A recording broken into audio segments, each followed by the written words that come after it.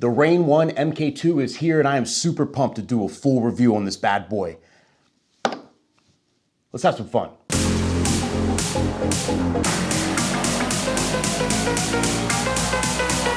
So here it is, people, in all its glory. I mean, first impressions, as you can see, this is exactly like the RANE ONE MK1. It's the same size, the same build, the same platters, the same weight, exactly like it's literally the RANE ONE MK1, only with some very, very crucial upgrades. And we're gonna talk about all that in a second, but right off the bat, you can see that this bad boy's white. This doesn't have a skin on it. I didn't put anything on this. It comes white. It only comes in white right now. I mean, they might come out with another color or, come out with in black or something later, but right now it's only in white. And then they also replaced all the colors of the buttons and stuff with blue. So if you remember, the old one will have like orange and green in it, like the old style RANE. This one, like, the effects here are all blue. This is all blue. It's more modern. It kind of matches up with their other newer products, the Performer and all that. And I really like that. I'm personally, my favorite color is blue. So, I'm more of a blue guy than green and orange or whatever. And green and orange truly reminds me of the older stuff. So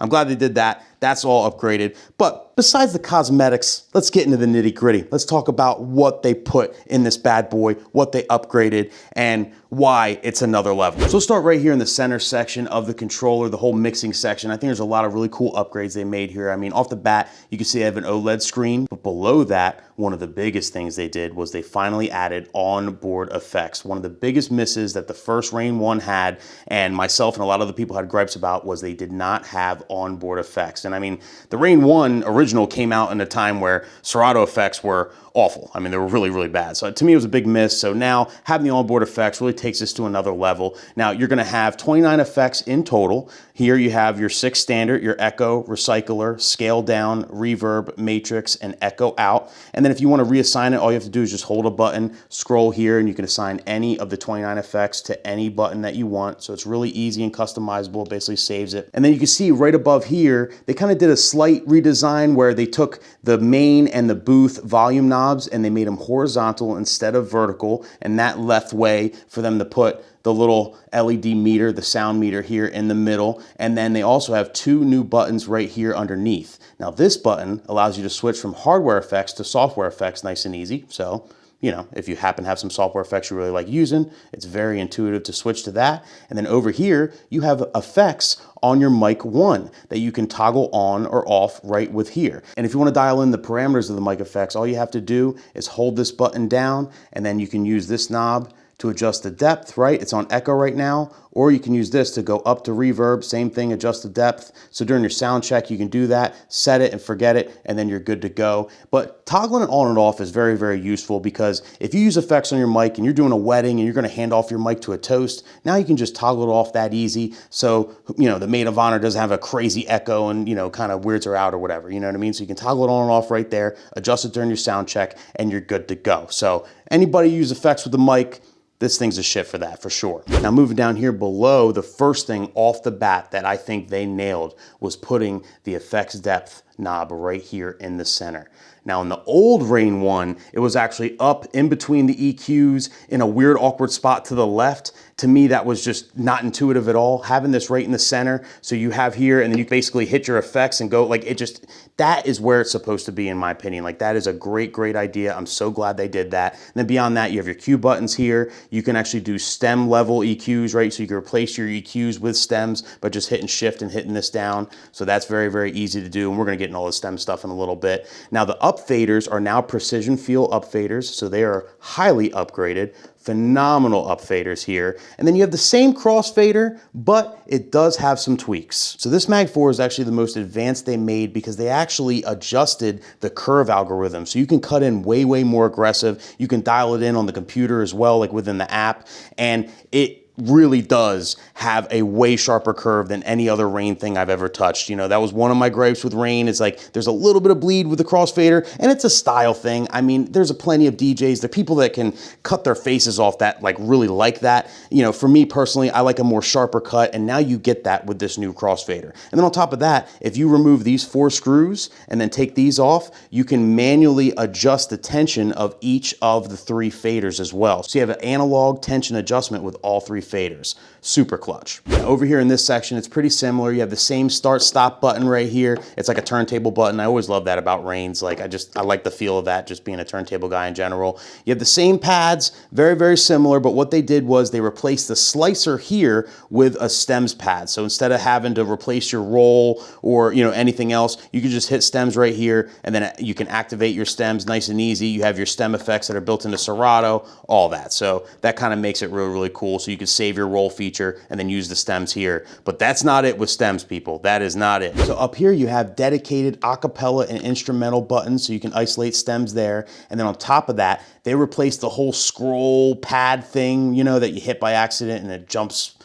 10 seconds into your song and messes up your whole set no one uses in the first place. Well, they replaced that with these really cool buttons, and they do a lot of different cool things. So the first thing is they can be your first 4 cues, right? Color-coded everything, you can have them here. On top of that, you hold mode, hit this, now it's your scratch bank. You hold mode, hit this, now it's your sampler, and then you hold mode and hit this, and it can also be your stems. So you can control stems with the main pads, you can control acapella instrumental with these dedicated buttons, and you can control stems up here, right? So you have your vocal, melody, bass, and drums right here in a row, which is super clutch. So you could basically customize your workflow with stems to whatever you want to do. I mean, you can have your cue pads on like the big pads and the stems up here. Maybe you like the stems on the bigger pads and then your cues up here, vice versa. I mean, it's just very versatile what you can do. There's a lot of options, and I really, really like that. Now, in addition, up here, you can see this is your sensor button, but you can also change it in the menu to make it your silent cue. So they added a silent cue, and that's what I would use on this bad boy, which is really cool. So basically, you just hit the silent cue and then nothing plays at all, right? So you can have your volume up and everything, and nothing will play at all until you hit a cue point, until you trigger it, which really, really makes doing routines and stuff a lot easier, especially if you're used to turntables and ghost cues and that sort of thing. When you have these motorized platters, if you're just hitting play to start your song to do mixes or do whatever, there's sometimes like a little bit of a, delay because the platter has to start moving, and it's not as accurate if you have a non-moving platter with a controller. So having the silent cue, you just keep the platter moving, that's moving, and then the silent cue's on, and then whenever you want to trigger something, right, you just hit this, bam, and then it turns the silent cue off, and then the song triggers right on point, right where you want it to go. Now, if you look back here in the ports, it's exactly the same as the original RANE 1, but if it's not broke, why fix it? You got the 2 1/4-inch XLR combo jacks for mic 1 and mic 2, which I love, your aux RCA, you also have 2 RCA for decks and a phono, so you can add a media player, you can add a turntable to this bad boy or whatever, and then over here, your main outs, your RCA and XLR main outs, and then the controversial XLR booth outs. The only mixer controller I know of that has those, besides the original RANE 1, I mean, correct me if I'm wrong in the comments, but I don't know. I think it's cool though. Think about it. An XLR cable is gonna be a lot more common than a 1/4-inch to an XLR male that you normally use for a booth out. You know what I mean? Like into a speaker. So why not have it cool? Like everything's XLR, nice and easy. I mean, I don't hate that. I feel like the only reason why a lot of controllers and a lot of mixers don't do that is they just don't have room for the hardware inside. But, they figured it out here. And then over here, you can see you have the 2 USBs and then the motor torque option, high or low, just like the original RANE 1. I will say it's 2025. They could have put USB-Cs in here, but they included a USB-C cable. So that's pretty cool. Then looking at the front knobs, everything is also the same from the original RANE 1, except for one new knob, but we'll start from the left. So from the left to the right, you got mic 1 and mic 2. You have the level and a low and high EQ for each, which is super clutch. Your on-off switcher over there. The new knob I'm talking about is right over here. And this is your sample level, right? So the original RANE 1 did not have a level knob for your sampler. So you have that right here. So if you're hitting them with the air horns, use the blue knob. And then just like the original RANE 1, you got your deck contour right here. You can reverse your decks. Your crossfader contour, you can reverse that, of course. Your cue mix, right? So if you want to do the master, you want to do just the cue, your cue level, and then it does have split cue built in, just like the RANE 1. And then your 1/4-inch or 1/8-inch headphone jacks right here, just like you're used to. Oh, and like all RANE controllers, there's feats, people. There's feats.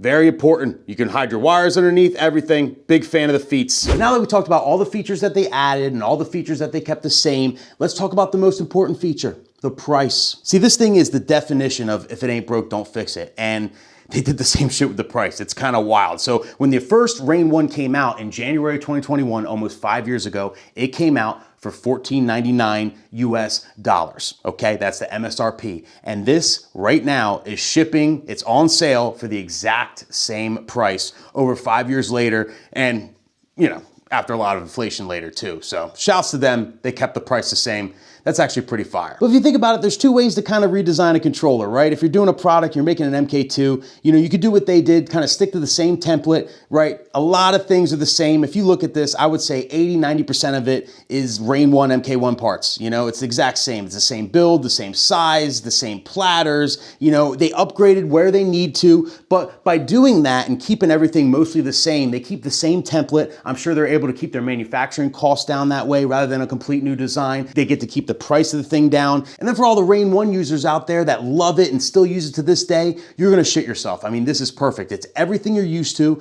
but it added every feature you ever wanted. Everything it was missing, it's in here. You are absolutely going to love this thing. But if RANE wants to attract new users, in my opinion, if RANE wants to bring in new DJs to kind of switch back to RANE, you know, from the golden era or whatever, and kind of like start using their controllers again, doing the same thing over again might have not have been the best move. And I'm just speaking for myself because personally, look, I'm gonna talk about my personal opinion on this as a DJ, but this all has to do with my personal preference, okay? The way I DJ, the way I like to DJ, my workflow, everything, okay? It's not like this is a bad controller, it's a phenomenal controller, but these are my gripes with it, okay? Number one, they could have completely redesigned this thing, gave it new platters, put the screens in the platter and everything, and charged a little more and got rid of this little nipple here. This little nipple, when I cut on my right side, okay, it doesn't affect over here because you use your 3 fingers over here, but on my right side, when I cut, my pinky is constantly hitting this thing. And when you do that over and over again through a 3–4 hour party, it kind of drives me nuts. It's just one of those things where like I'm just not a fan of.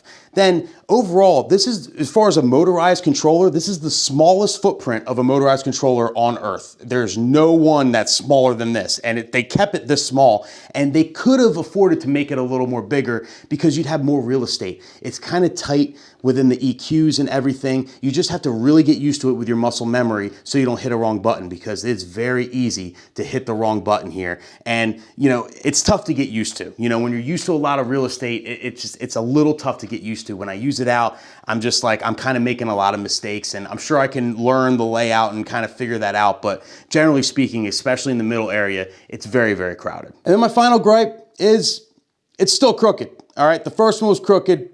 This one's crooked too, okay? It hangs to the left a little bit. The symmetry kind of makes my OCD go crazy, but most people don't care about that. It's just me nitpicking, but you know, it's crooked. But overall, the RANE ONE MK2 has every feature you'd ever want in a controller in a familiar layout for a phenomenal price. A price that beats everything else on the market. So if you're looking for a new motorized controller, I highly recommend giving this a look.